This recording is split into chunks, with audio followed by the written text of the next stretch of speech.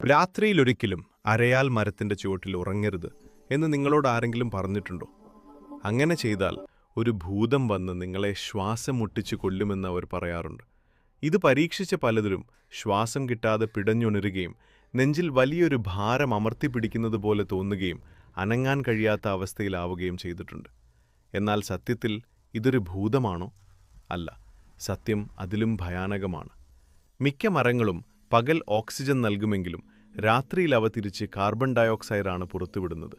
എന്നാൽ അരയാൽ മരം സൂര്യൻ അസ്തമിച്ചാൽ വൻതോതിൽ കാർബൺ ഡയോക്സൈഡ് പുറത്തുവിടും. കാർബൺ ഡയോക്സൈഡിന് ഓക്സിജനേക്കാൾ ഭാരം കൂടുതലായതുകൊണ്ട് അതിനടിയിൽ ഉറങ്ങുന്നവരുടെ ചുറ്റും അതൊരു കട്ടിയുള്ള, കാണാൻ കഴിയാത്ത മേഘം പോലെ രൂപപ്പെടുന്നു. നിങ്ങൾ ഉറങ്ങുമ്പോൾ ഈ മാരകമായ വാതകം ശ്വസിച്ച് നിങ്ങൾ സാവധാനം ശ്വാസം മുട്ടുകയാണ്. ഇത് നിങ്ങളുടെ ശരീരത്തിൽ വലിയ പേടിയുണ്ടാക്കുകയും ശ്വാസം മുട്ടുന്ന അനുഭൂതിയും ഭയപ്പെടുത്തുന്ന ദുസ്വപ്നങ്ങളും നൽകുകയും ചെയ്യുന്നു.